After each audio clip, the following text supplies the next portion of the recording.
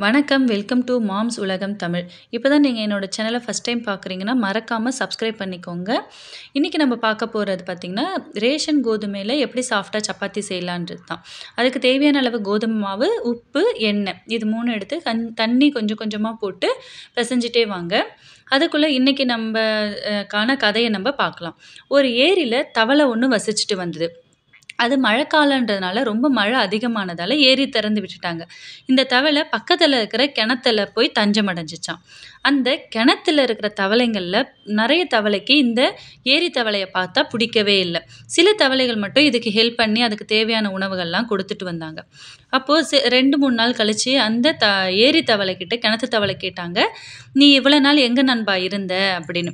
அதுக்கு அந்த ஏரி தவளை, "நான் வந்து பக்கத்துல இருந்த ஒரு பெரிய ஏரியில இருந்தேன். அங்க நெறைய முதலை, ஆமை, மீனு நெறைய உயிரினங்கள் என்னோட இருந்ததுன்னு." அதுக்கு இந்த கிணத்து தவளைங்க, முட்டாள் தவளைங்கள் என்ன சொல்லுச்சாம், "இல்ல நீ பொய் சொல்ற. இந்த இந்த கிணத்துல இருக்க நீர தவிர்த்து பெரிய பெரிய நீர்லாம் எங்கேயுமே கிடையாது. நீ பொய் சொல்ற." அப்படின்னு.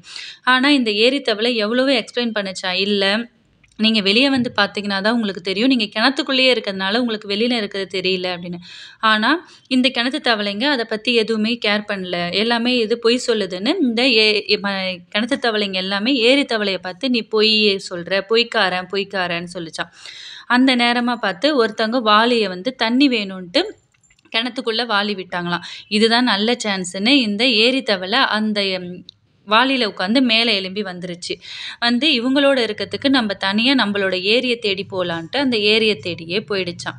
இதே மாரி தான் நம்பளும் இந்த கதையிலேருந்து நம்ம என்ன தெரிஞ்சுக்கணும்னா, நம்ம எந்த ஒரு சரியான விஷயத்தையும் ஒருத்தவங்ககிட்ட சொல்றோம் அப்படின்னா, நம்ம வந்து அவங்களுக்கு நம்மள அவங்களுக்கு பிடிக்கல அப்படின்றப்ப நம்ம சரியான விஷயத்த அவங்ககிட்ட சொன்னாலும் அவங்க ஏத்துக்க மாட்டாங்க. அந்த கிணத்து தவளைய மாரி தான் அவங்க இருப்பாங்க.